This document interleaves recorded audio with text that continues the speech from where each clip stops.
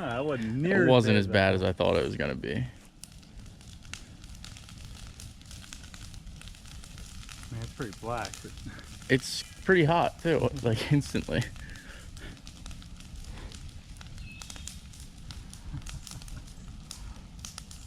Well, new fuel systems being built. All right, guys, so before we go ahead and kick this video off, we're gonna roll it, and I'm gonna roll from where I started that day. But I just wanted to say, as you can tell, we are back here. I have a bunch of things that we got to figure out, and I'll go into that detail after I show you the footage and everything from what we've done down there at Danny's. But I do want to say, guys, please show Danny some love, some support. He has helped me out tremendously with this build. He, you know, this truck has sat down there for about 10 days now, and he was, you know, working on it while I wasn't there. I'm super thankful for a guy like that. It's hard to find friends like that and people that are willing to kind of put their day-to-days on the side and their projects to the side to help you out. So again, Danny, thank you very much. I really do appreciate it. All his information will be up top, and it'll be the first link in the description below.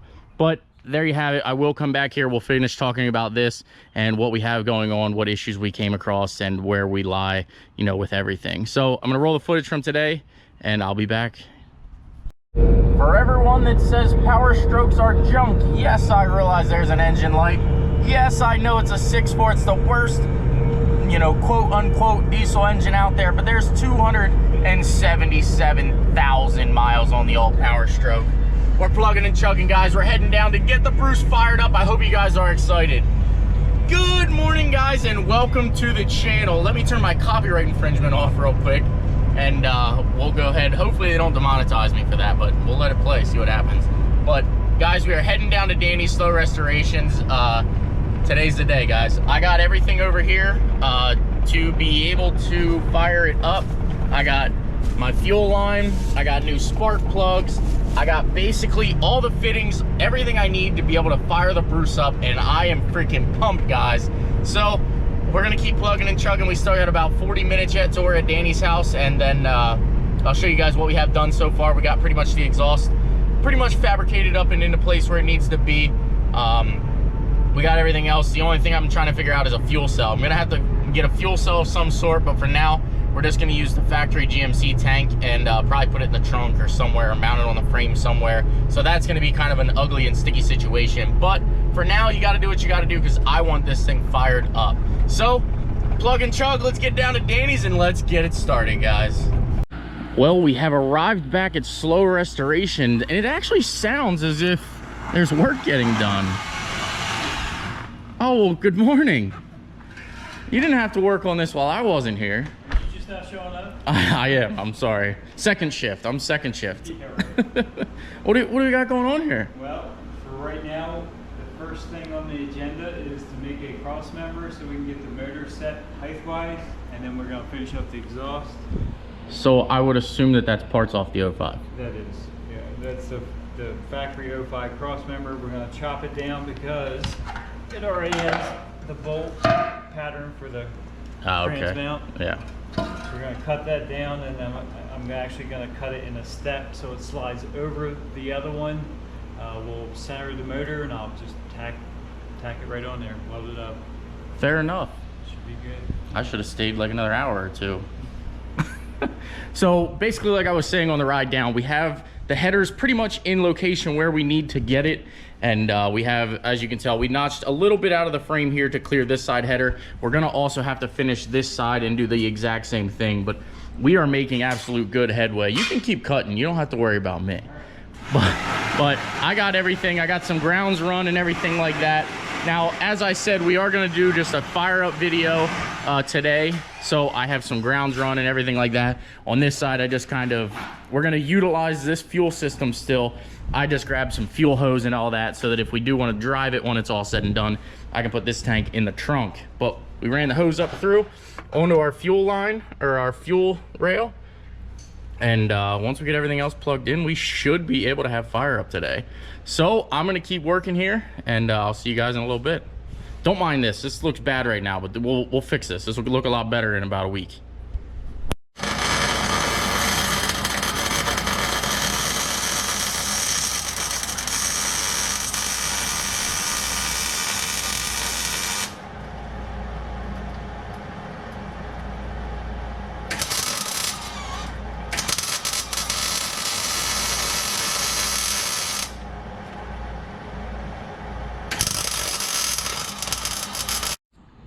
All right, if you've seen the tank from earlier in the video, you understand that this is obviously not the same tank, as this is, you know, way shorter, way narrower. So basically what we had to do was we had to source a, you know, fuel tank out of a short bed standard cab truck. So luckily right up the street, Danny's brother lives, and he actually had this tank sitting there in a truck that he bought.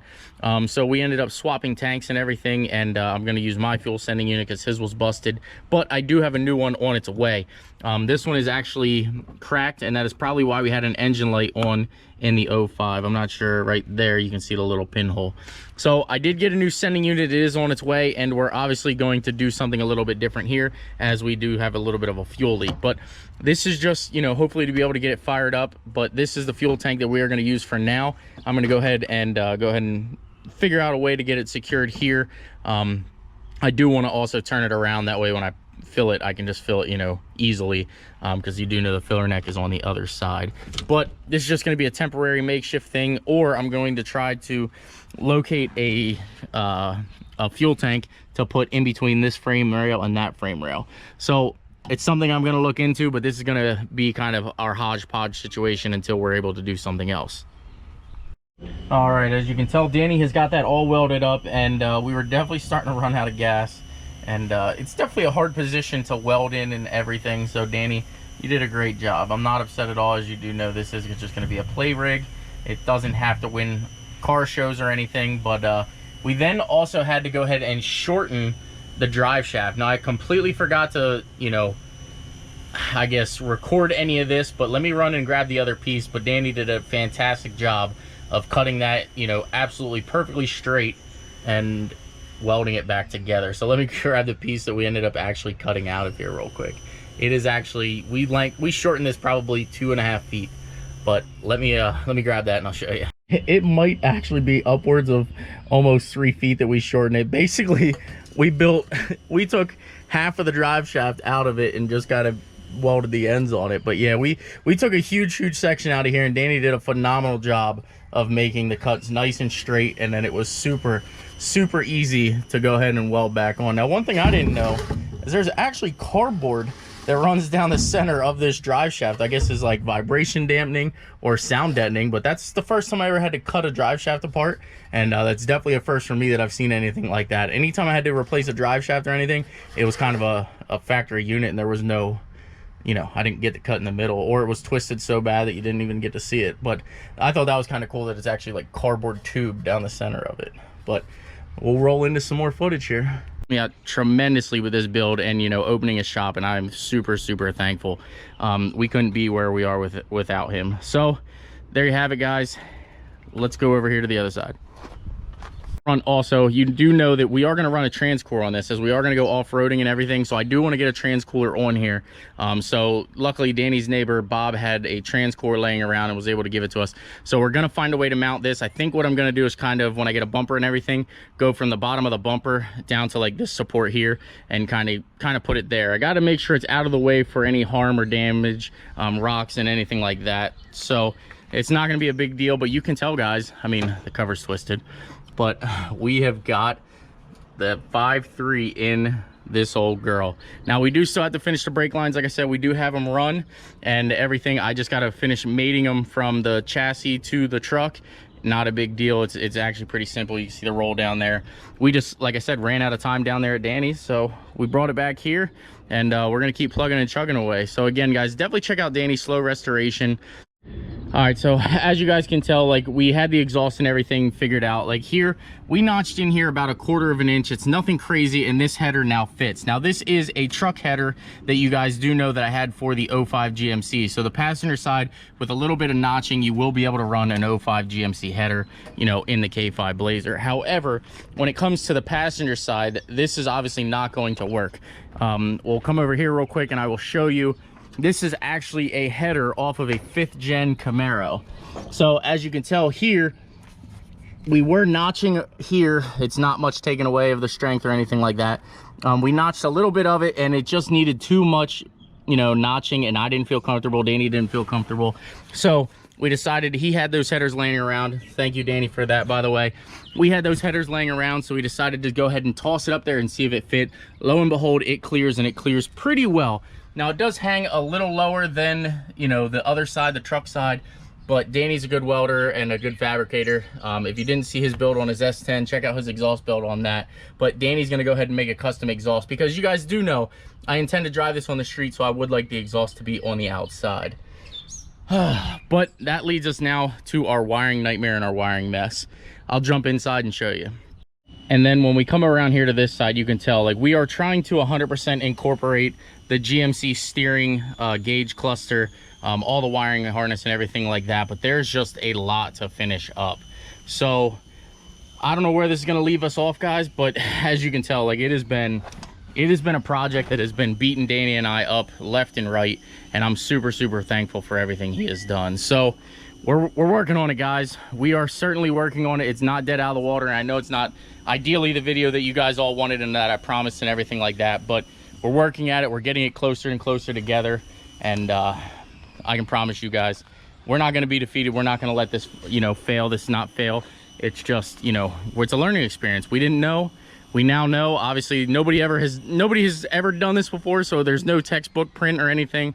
So we're just plugging and chugging away, guys, and, you know, I had to bring it back here to kind of finish it off. But there you have it, guys. If you like the content, please smash that like button. Please subscribe, and I will see you guys in the next upload. Take care, guys. Thank you so much for the plane flying overhead, wherever the heck it is. I can't see it. Oh, there. And it's gone. Take care, guys.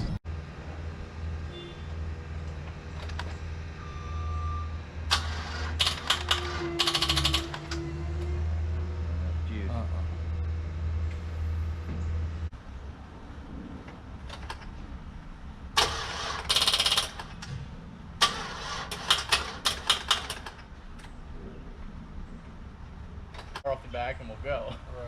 No, I wanted to be the one to be able to fix it on the side of the road, Yeah. get back in and go. Well, that's cool. I don't know, it's just something I always felt was cool. And I started tinkering one day. And